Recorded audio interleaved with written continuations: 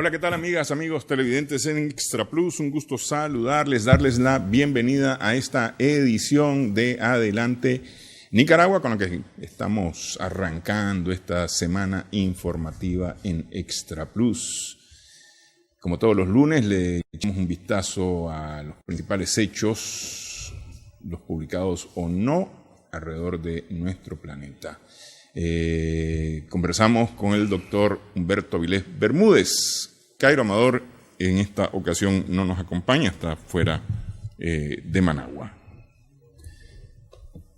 14 de julio.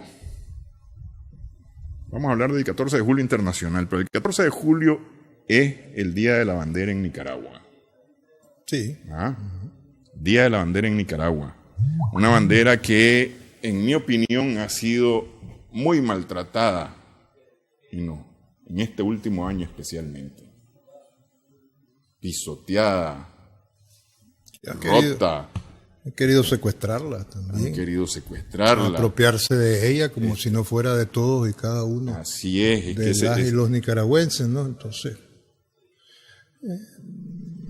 ayer quisieron instrumentalizar el Día de la Bandera, una vez más. Al final no tuve yo mayor noticia de qué puede haber ocurrido, ¿no? Pero en cualquier caso, el 14 de julio sabemos que es famoso por el aspecto internacional, ¿no? Que de eso vamos a tratar en breve, pero esta bandera, esta bandera, cuya celebración oficial es el 14 de julio, el Día de la Bandera Nacional, ¿no? El Día de la Bandera de Nicaragua, efectivamente, como dice Humberto, es la bandera de todos los nicaragüenses, es la bandera que nos representa, es la bandera de Nicaragua y representa al país. Y el país no se pisotea, no se mancha, no se ocupa como trapo,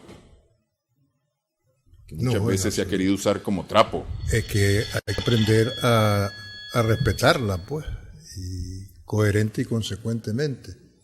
No es que porque de pronto se le ocurrió no sé a quién, ahora la vamos a manejar perpetuamente a la inversa. O manchada. O manchándola de disque sangre. No, escribiendo sobre ella. Escribiendo sobre ella sin más. Sí.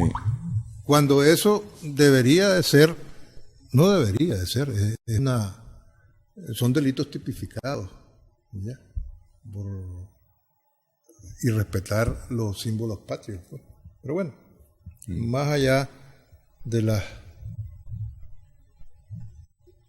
penas establecidas por la legislación penal, yo creo que el mejor homenaje a la bandera nacional es agruparnos en torno a ella para reconstruir este país. Así es. Y retomar la marcha que nunca debió de haberse interrumpido, ¿no? Y cobijados en el sentido ilustrativo de la palabra, todos con la misma bandera. Todos con la misma bandera y no instrumentalizarla. Yo insisto en lo de no instrumentalizarla, ¿no? Y no politizar la bandera nacional. Me podrán decir que el Frente Sandinista se apropió de la bandera nacional, ¿no? En cualquier caso, la bandera rojinegra siempre ha aparecido custodiando y protegiendo la bandera azul y blanco, ¿no? Así es, así es. Bueno, 14 de julio, Día Nacional de la Bandera de Nicaragua. Y el 15 de julio, hace 50 años, 1969, muy cerca de aquí, en las Delicias del Volga, por un lado, y en el barrio Santo Domingo se producen dos combates, pero especialmente se produce uno, el de las Delicias del Volga, que contra un solo hombre, contra Julio Buitrago Ros, comandante Julio Buitrago Ros, en ese momento miembro de la Dirección Nacional del Frente Sandinista, jefe del Frente Interno, es decir, el que organiza la resistencia urbana, es detectada la casa de seguridad en la que él está, y más de 300 efectivos de la Guardia Nacional. 400 guardias, aviones, tanquetas, participan en un operativo que dura horas, no es que unos minutos, horas, para poder reducir a un solo hombre. Un hombre que fue honrado en aquel poema bellísimo de Leonel Rugama, ¿verdad? Que dice: nunca contestó nadie, porque los héroes no dijeron que morían por la patria, sino que murieron. En julio nació Julio. 6 más 9, 15, de 6 y 9, 69. Nació matando el hambre, aunque sea antipoético. Nació peleando solo contra 300. Es el único que nació en el mundo superando a Leónidas. A Leónidas, el de las Termópilas. La hazaña de Julio, yo creo que el término hazaña, la expresión hazaña, se queda corta. Esa sí es una verdadera epopeya, la de Julio Buitrago.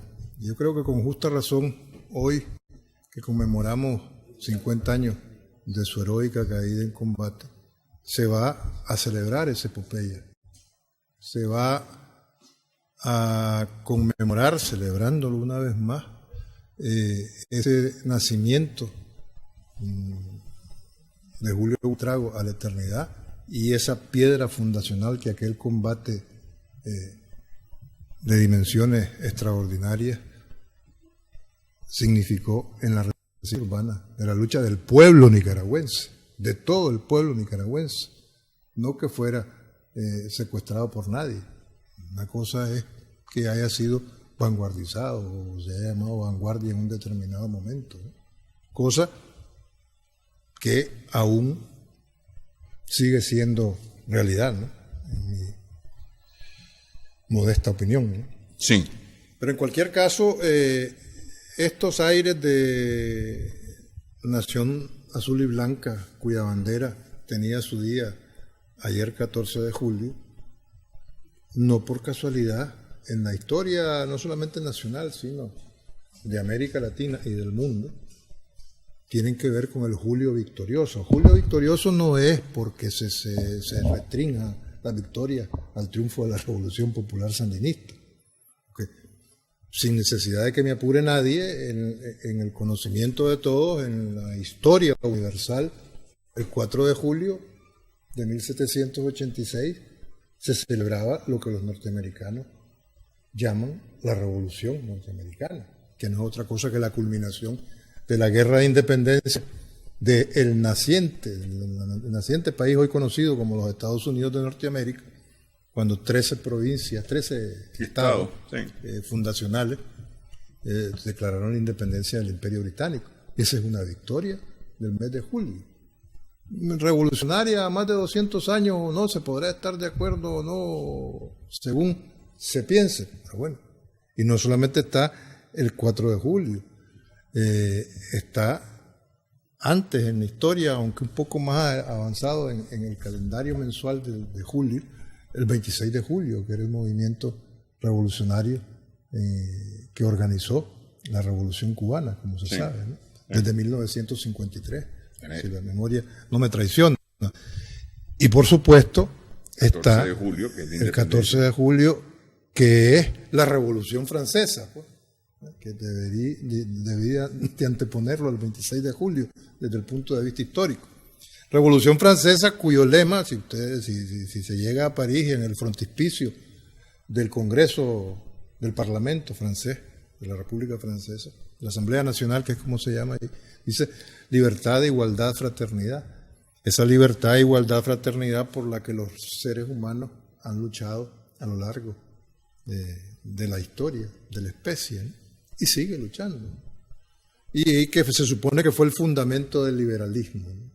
Ese liberalismo que ahora, a estas alturas, los científicos de la política y los filósofos de la misma, algunos califican de iliberalismo, y no dejan de tener razón según sean los casos o de qué liberalismo y en qué parte del mundo se esté hablando, ¿no?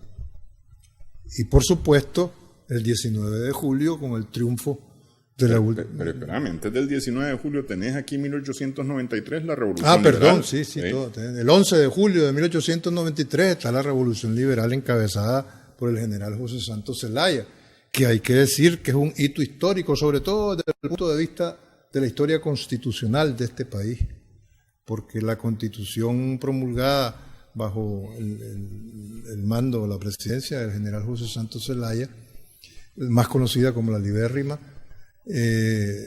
estableció por primera vez a nivel constitucional. Fue una constitución sumamente de avanzada para finales del siglo XIX, ¿no?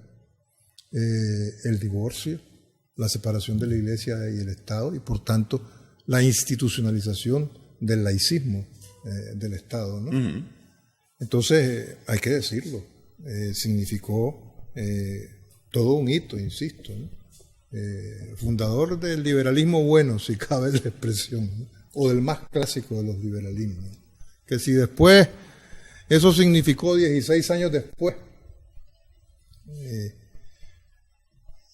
que el general Zelaya recibiera la ignominiosa nota Knox, diciéndole: usted tiene que renunciar por haber cometido el gran delito de negociar a espaldas del imperio un posible tratado para la construcción del sueño eterno, ese sueño eterno aún del canal por Nicaragua. Pero bueno, no le quita méritos en absoluto. Todo el mundo reconoce, sobre todo pues los constitucionalistas en particular, de manera particular, que en la historia de las constituciones de nuestro país, la libérrima, la Constitución de 1893, guarda y guardará siempre un sitio especial, ¿no? Y muchas de las leyes y códigos, o algunas de las leyes y códigos del gobierno de Zelaya son vigentes todavía hoy día en Nicaragua. Sí. Entre otras cosas, también introdujo por primera vez la posibilidad del divorcio, sí, lo cual era un escándalo en aquellos tiempos. Pero a propósito de escándalo, yo creo que siempre es bueno recordar que en el escándalo está el pecado, no en claro, el pecado mismo, ¿no? Sí. Y por supuesto Julio, que es la liberación de las distintas ciudades y departamentos de Nicaragua hasta llegar al 19 de julio. Así es. Hace 40 años. La entonces Revolución Popular Sandinista, pero Revolución Nicaragüense, hecha, sí, insisto una vez más, por todos y todas y cada una de los nicaragüenses, de los y las nicaragüenses. Ok, no dejo esta parte sin recordar también en Santo Domingo, en el barrio Santo Domingo, aquí mismo en Managua, mientras Julio Buitrago peleaba solo contra más de 300 efectivos de la Guardia Nacional, contra aviones y tanques, también caen combatiendo Alessio Blandón, Aníbal Castrillo y Marco Antonio Rivera, miembros también del Frente Sandinista, cuya casa de seguridad fue detectada también en el barrio San Antonio, en el barrio Santo Domingo, aquí en Managua, y mueren combatiendo contra efectivos de la Guardia Nacional de la misma manera. Lo que pasa es que lo de Julio Buitrago tiene especial resonancia porque se transmitió por televisión. Claro. Se transmitió por televisión. Es decir, esas son unas imágenes de cine que quién sabe dónde quedaron perdidas, porque en aquella época lo que se hacía era filmar para cine y luego se transmitía para la televisión, ¿no? Tengo entendido que el fundador de este canal fue testigo de ese combate, ¿no?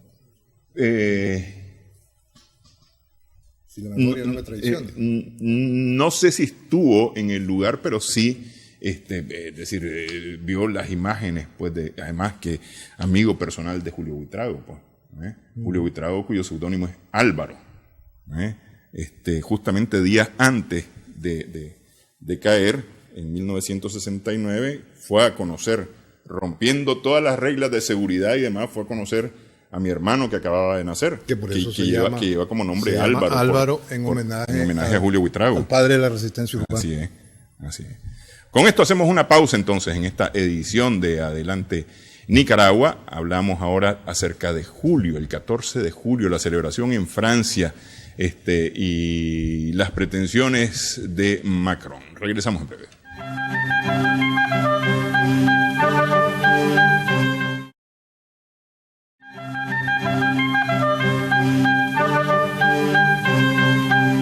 Seguimos en Adelante Nicaragua. Es tradicional en Francia la celebración de la Revolución francesa el 14 de julio. Pero este año ha tenido dos connotaciones especiales esta celebración. Para empezar, la llamada Iniciativa Europea de Intervención, una idea de el presidente Emmanuel Macron para crear un órgano de defensa europeo. Y toda una estrategia de defensa europea, ¿no? Pero lo que más llama la atención es que Emmanuel Macron no tuvo ningún empacho en autoerigirse, y así se deduce del discurso que hizo, en autoerigirse el líder de la defensa europea. Además, durante el desarrollo de un desfile militar bastante fastuoso. Como es tradicional, y no es ninguna casualidad, ese desfile militar tiene lugar entre el Arco del Triunfo, que como se sabe es un monumento erigido para glorificar las victorias napoleónicas de Napoleón Bonaparte. Entonces, entre el Arco del Triunfo y la Plaza de la Concordia, que nunca está de más recordar que en la Plaza de la Concordia estuvo la guillotina, la tristemente célebre guillotina, entre 1789 y 1793, ¿no? Pero en este aniversario de la Revolución Francesa, que como se sabe triunfó en 1789, y que se conmemora la toma de la Bastilla, no por estar haciendo el viejo chiste o chascarrillo de que sí, era pastilla, pero como lo pronunció un árabe quedó en Bastilla, sino se concibió la celebración de ayer como la celebración también del proyecto de cultura estratégica común de todos los estados europeos que se han organizado en esa iniciativa europea de intervención. Según el discurso de Macron. Según el discurso de Macron y según la presencia, que no era casual, de Angela Merkel, del secretario general de la OTAN, de algunos presidentes, y si no en su defecto, en su representación, o primeros ministros, los ministros de defensa de todos los países que han participado en la iniciativa europea de intervención. Incluso el Reino Unido, que aunque vaya de salida, estuvo representada por el viceprimer ministro inglés, todavía viceprimer ministro en funciones, sí. David Lidington, ¿no? ¿Quiénes estuvieron los grandes ausentes? Por ejemplo, llamó la atención que no estuvo Pedro Sánchez. Sí.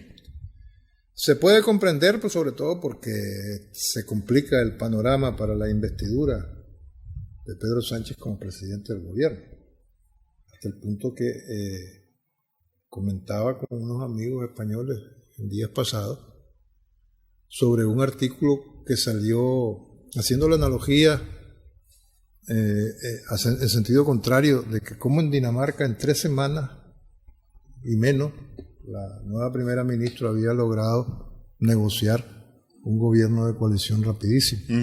Y en España llevan 3 meses y no ha logrado, en este caso Pedro Sánchez, el candidato ganador de las elecciones del 26 de mayo pasado, el consenso y los votos necesarios para que su sucesión de investidura no resulte en un fracaso. Ya empiezan a asomar en el horizonte vientos de una nueva elección. Es que ya se encendieron las luces amarillas, la alerta amarilla en cualquier caso, porque hay un plazo fatal en septiembre próximo, no preciso exactamente la fecha, pero creo que anda alrededor del 23 de septiembre, si no me traiciona demasiado la memoria. A partir del 23 de septiembre empieza ya o entra en vigor la perentoriedad sería una 5ª convocatoria de elecciones generales en España en los últimos 3 años, que se dice fácil. Y lo cual, pues, es un síntoma de flagrante, y seguramente me peco de eufemista, no de eufemismo, inestabilidad política, ¿no? Entonces, así andan las cosas, pero volviendo sí, pero espérame, antes, ya que nos metimos en este paréntesis, Unidas Podemos, se ha quejado justamente de no poder lograr, porque la lógica es que el PSOE con Podemos son los que pueden lograr un acuerdo para la investidura. Se le ha pedido al PP que se abstenga de meterse en el tema de la investidura, pero Podemos está reclamando que el PSOE, si bien ha logrado acuerdos en otras autonomías o en autonomías para lograr conformar gobierno, no lo ha podido hacer a nivel nacional. ¿Ah? Uh-huh. Y justamente dice Podemos, lo que tenemos que lograr es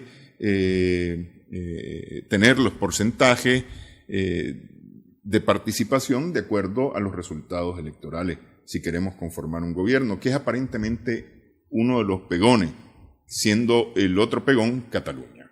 Sí, bueno, pero además de eso, que justamente y muy pertinentemente has comentado, el PSOE, el Partido Socialista Obrero Español, le ha ofrecido un gobierno de cooperación a la propuesta de Pablo Iglesias, el líder de Unidas Podemos, de que quería algunos ministerios. Uh-huh.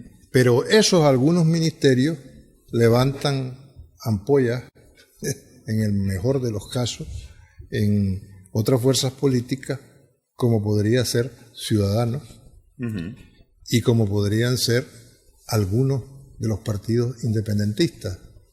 Entiéndanse por ello, caso de los partidos vascos, el Partido Nacionalista Vasco, Bildu, en el País Vasco, y los independentistas catalanes, como la propia Esquerra Republicana de Cataluña, que fue la que ganó las elecciones en la autonomía catalana, o la versión catalana de Ciudadanos con la lideresa Arribas. Inés Arribas.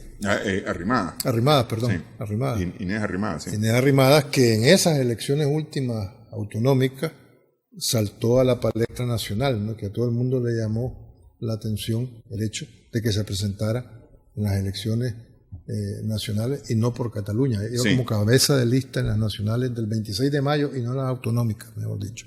¿Ya? Entonces, todo esto marcó esa celebración, porque Macron, volviendo a la celebración francesa de ayer, enmarcó la celebración de los 230 años de la toma de la Bastilla, ¿no? Que era lo que se cumplían ayer. Tenía una significación especial, decía Macron, estoy citando casi textualmente fragmentos de su discurso. El pueblo francés, dice, tiene hoy una significación, dijo Macron. El pueblo francés conquista su libertad. Hoy nuestra libertad nacional es indisociable de la libertad y conquista, de la libertad y soberanía de Europa. Y ese es el sentido primero de nuestra iniciativa y defensa, afirmar nuestra soberanía colectiva en esos terrenos. Entonces, ¿qué significó eso? Participaron destacamentos de infantería de al menos 11 países, entre ellos España, y también unidades blindadas y aéreas. Y ya en el colmo de la espectacularidad, un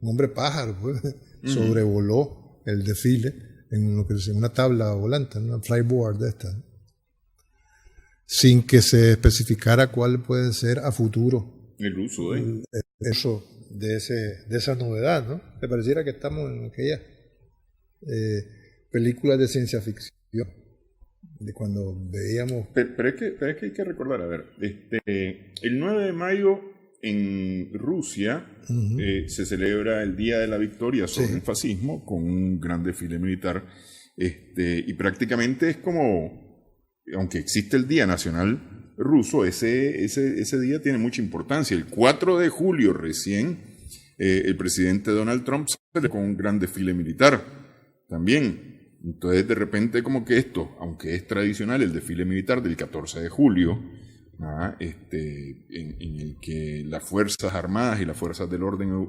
francesas reiteran su compromiso y sometimiento a la República. Sí.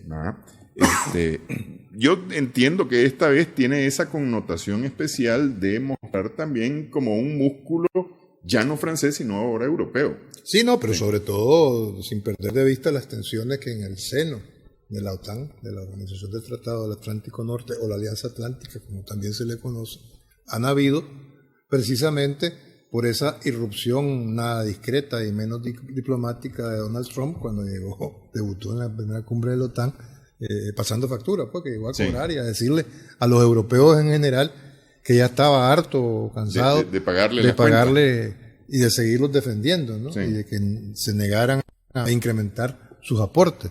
Entonces, el discurso de Macron ayer era muy significativo porque insistía en que ese desfile conjunto de todos los ejércitos que están en la iniciativa europea de intervención, lo que significaba es un proyecto de seguridad común, y remarcó eso muchísimo, ¿no? Insistió que la seguridad propia de Francia como nación y de las naciones europeas son indisociables, ¿ya? Y señalaba que desde la Segunda Guerra Mundial, hoy es más necesaria que nunca, dice, la construcción de una Europa de la defensa. Hombre, tuvo la habilidad, a renglón seguido, de decir, de una Europa de la defensa ligada a la Alianza Atlántica, dice, y se acordó, dice, de la que hoy celebramos sus 70 años, los 70 años de la OTAN.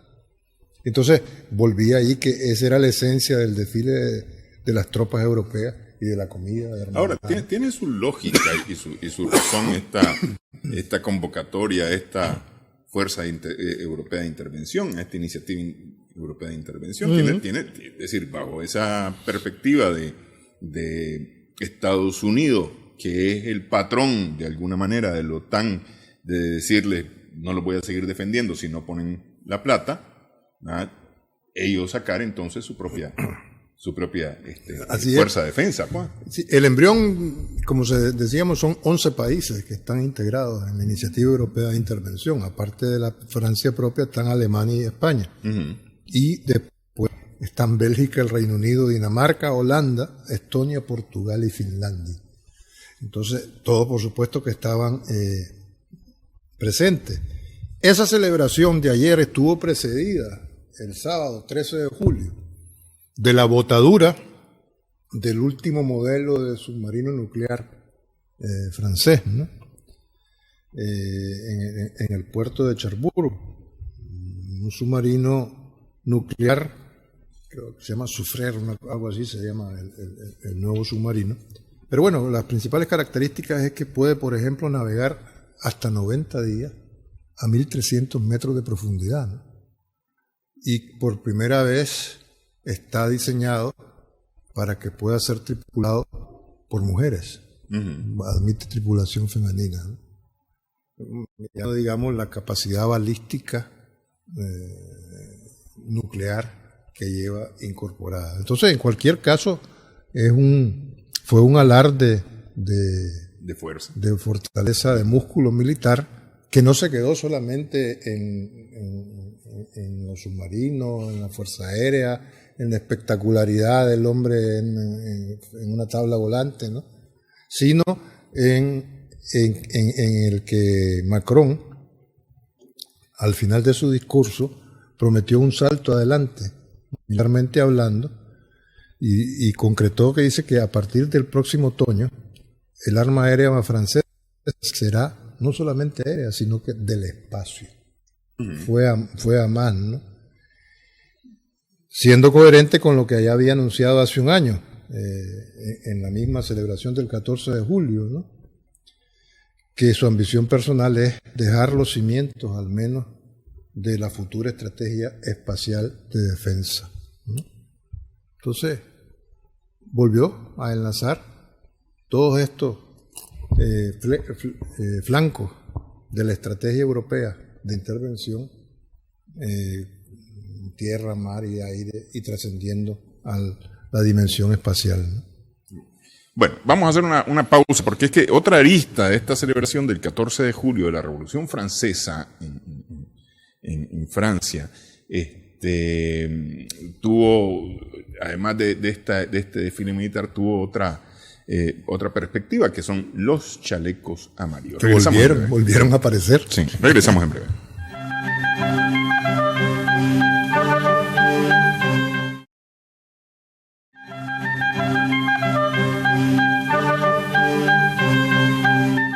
Seguimos en adelante, Nicaragua. En Extra Plus decíamos que en el aniversario 230, 230 de la toma de la prisión de la Bastilla. Sí. De la toma de la Bastilla.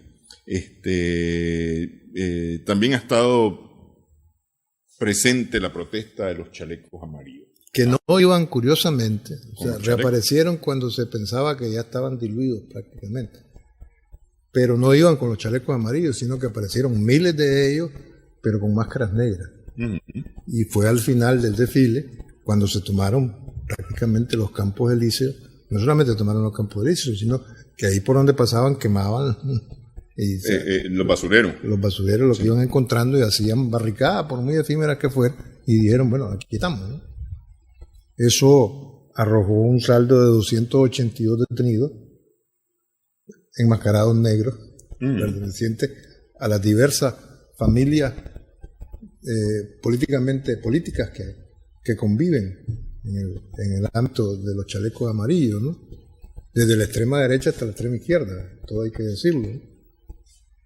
Y esos 282 detenidos fueron el fruto de la intervención de las compañías republicanas de seguridad, que es como se denominan los antidisturbios franceses, que tuvieron que recurrir pues a los gases lacrimógenos y a las bombas de humo para poder y cargar pues con y a los cachiporrazos, además.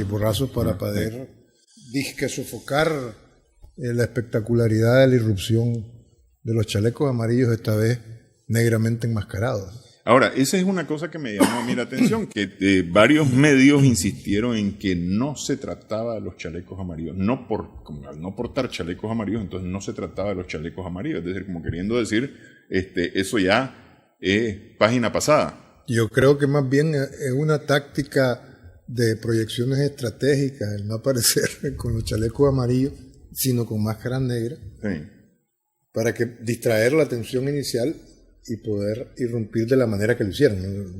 Pienso yo, ¿no? Sobre el particular, ¿no?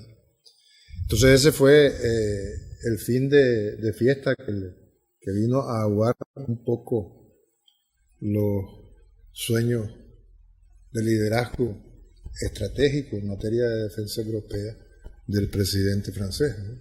¿Quiere de alguna manera Macron revivir la vieja gloria francesa? Sí. ¿Ah? Es decir, a ver, hay que recordar que quiénes eran, digamos, las naciones poderosas, representativas de Europa. Inglaterra, Francia,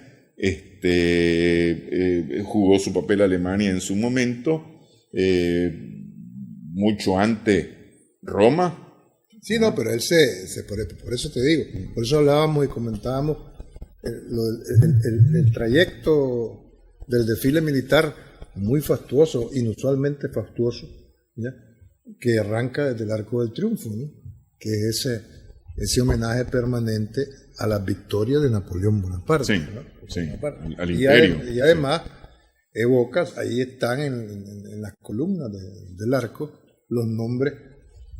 No, sí, yo creo que algunos, no todos deben estar, de los que cayeron en la Primera y en la Segunda Guerra Mundial, ¿no? Y arde pues la llama eterna porque se supone que ese arco enmarca, si me permite la expresión, la tumba del soldado desconocido. Y es una con una connotación más nueva, pues, sí, porque lo cierto es que es el monumento justamente a las victorias napoleónicas. Así es. ¿no? Orgullo de Francia, pues. Pero por eso el arco de la defensa, que es la nueva, en la parte del París, en París moderno, tiene más o menos esa connotación también, sí, nada más que a las novedades francesas. Sí, a las novedades francesas, y además es un monumento a la administración socialista, porque del Partido Socialista. No olvidemos que está ubicado en el centro Pompidou, Georges Pompidou, ¿no? En una zona que se conoce como La Defensa, la Defensa, el barrio de La Defensa, si no me equivoco, ¿no? Y precisamente por eso se llama así. Pero en fin, metáforas aparte, o teniendo muy en cuenta las metáforas, a 230 años de la toma de la Bastilla, que no olvidemos que era una prisión, donde estaban detenidos los revolucionarios de entonces. Y claro, fue tomada por les citoyens, los ciudadanos que hicieron la Revolución Francesa. Que se levantan de las comunas. De las comunas. Es decir, de los barrios. Sí. Ese recorrido simbólico, imagínate, en el Arco del Triunfo, en homenaje a la gloria napoleónica, a las victorias napoleónicas, pero termina el desfile en la Plaza de la Concordia. Fíjate qué nombre, Plaza de la Concordia, para un sitio donde estuvo instalada la guillotina durante 4 años, sí, en plena Revolución Francesa, ¿no? De 1789 hasta 1793. No sé si son paradojas de la historia,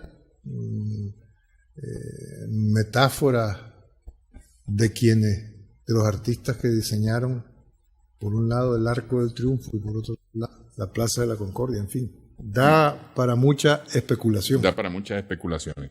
Una pausa, nuevamente, nos venimos para América y hablamos acerca de vecinos nuestros metidos a clavo con los Estados Unidos. Regresamos en breve.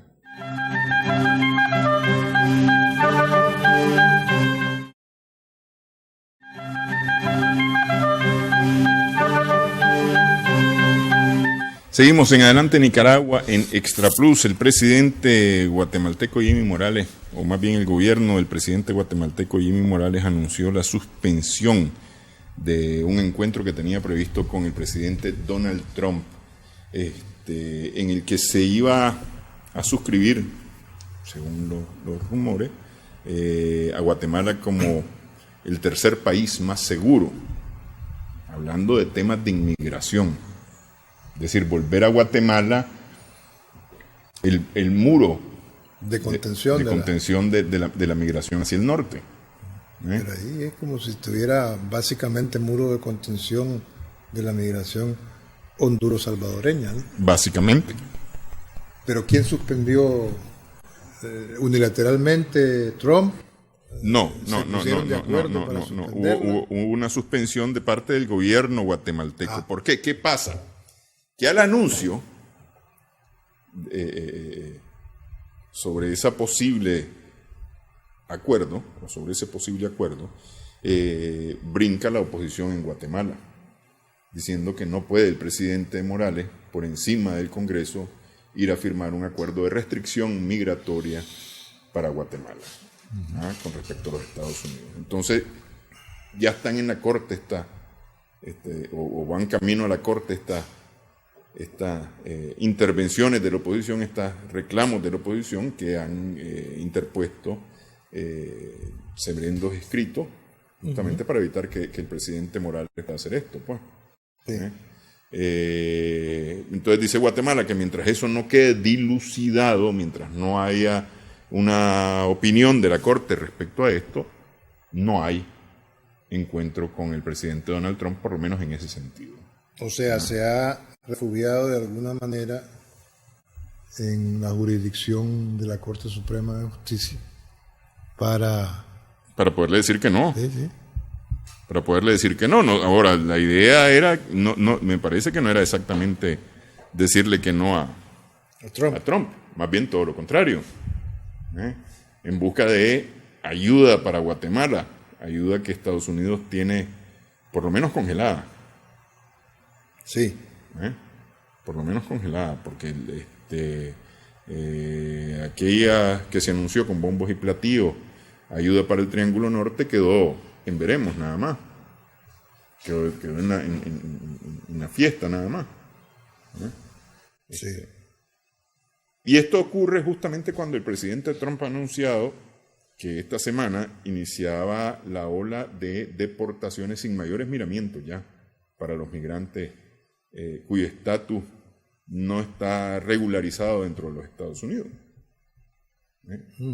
Oleada que no empieza o no empezó este lunes, realmente empezó desde el viernes. El viernes ya hubo las primeras capturas sin mayores miramientos de migrantes, especialmente entiendo yo en California. Sí, sí, pero es bueno añadir a lo que hemos comentado que la Corte Constitucional, que es como se denomina la que conocemos como Corte Suprema aquí, anoche mismo promulgó aceptó un recurso de amparo provisional, otorgó un amparo provisional, mejor dicho, más que aceptó, otorgó un amparo provisional para evitar que Guatemala se constituya como un tercer país seguro, ¿no? Porque si eso fuera así, Guatemala tendría que tramitar los pedidos de asilo de todos los migrantes que pasan por su territorio en su marcha hacia el norte, lo cual el flujo ya sabemos que no se ha detenido en el último año, ¿no? Y hasta la fecha. Y muy claramente la Corte Constitucional guatemalteca indica que cualquier acuerdo migratorio, pero ese en particular, debe de contar previamente con el conocimiento y aprobación del Parlamento guatemalteco, cosa que parece que no había contemplado Jimmy Morales cuando se hizo, lógicamente y evidentemente, todas las gestiones previas para llegar a suscribir el acuerdo con Trump, ¿no?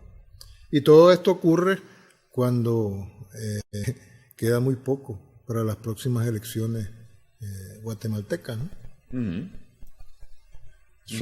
Queda menos de un mes. Menos de un mes, porque son en agosto, si no me equivoco. Así es.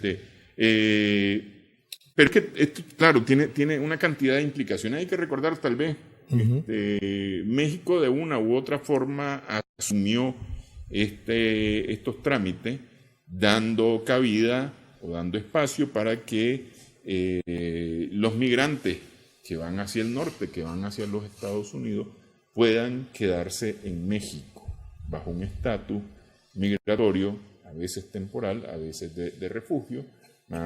Y entonces lo que Estados Unidos está pretendiendo es no tener tan cerca esa ola de migrantes y poner una nueva barrera, que en este caso sería Guatemala. Para en el peor de los casos frenar el flujo, ¿no? Sí, pero ¿qué sucede? Que México tiene algunos recursos para poderlo hacer. Guatemala justamente eso es lo que no tiene, y por eso es que la gente sale de Guatemala, porque esos recursos. ¿Qué le va a ofrecer Guatemala a un migrante que va huyendo de la pobreza? Más allá del suelo guatemalteco y una que otra tortilla despistada en el camino, muy difícil, ¿no? No vemos que haya proporcionalidad, pues, pero además lo que pasa es que el gobierno mexicano también está teniendo dificultades, ¿no? Se produjo la semana pasada la renuncia del ministro de Hacienda del gobierno de AMLO, ¿no? Por contradicciones de ese ministro con la política económica del gobierno de Morena, ¿no? Entonces, habría que ver los próximos pasos. Yo diría más que en la propia Guatemala, con respecto al tema migratorio, en México está bastante condicionado lo que ocurra a efectos migratorios, no solamente en Guatemala, sino en Honduras y El Salvador, en el Triángulo del Norte Centroamericano, está bastante condicionado por la evolución de los acontecimientos o de las políticas migratorias en particular en los Estados Unidos mexicanos, ¿no? Esta diferencia tienen que en el gobierno mexicano tienen que ver con de alguna manera aceptar AMLO algunas exigencias norteamericanas, exigencias de Trump, justamente para no enfrentarse con Trump. Porque es decir, AMLO lo que ha dicho es, no nos vamos a pelear con nuestro vecino y principal socio comercial. Así es. Entonces ha buscado de alguna manera hacer algo justamente para evitar el pleito. Sí. Y eso algunos lo han interpretado como ceder a las pretensiones norteamericanas. Sí, la política de no confrontación y el reivindicar nuevamente, porque se había visto abandonada por los últimos gobiernos mexicanos, la doctrina Estrada de no intervenir en problemas ajenos, le está costando bastante al gobierno mexicano. Y si tenemos en cuenta que estamos viendo ahora mismo, que 1.807 mexicanos serán deportados desde los Estados Unidos, según las propias autoridades mexicanas, pues las cosas se complican, ¿no? Aunque lo tuviesen previsto, ¿no?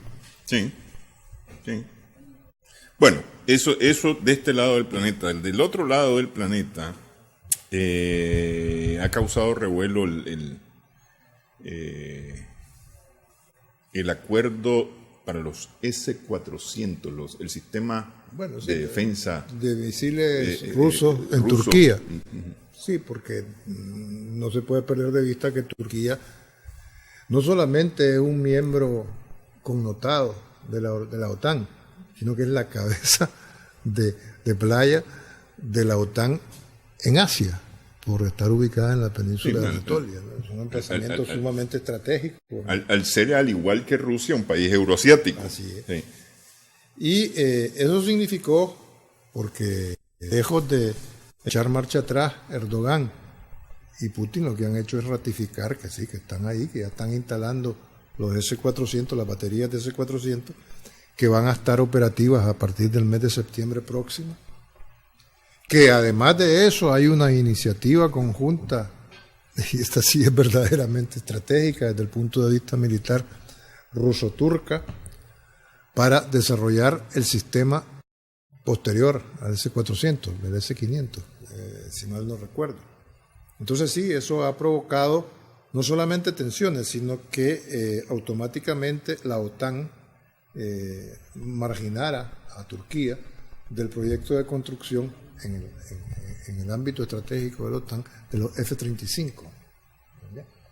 Entonces están las cosas muy feas por ahí, ¿no? Y si a eso le añadimos no solamente la ubicación estratégica de Turquía, su todavía membresía en la OTAN y la gala de independencia y autonomía que está haciendo en materia de defensa con el tema de los S-400, si le añadimos la tensión derivada de la ruptura unilateral del acuerdo nuclear con Irán por parte de Estados Unidos, a la cual, dicho sea de paso, la Unión Europea se resiste a dar por terminado, por muerto el acuerdo nuclear.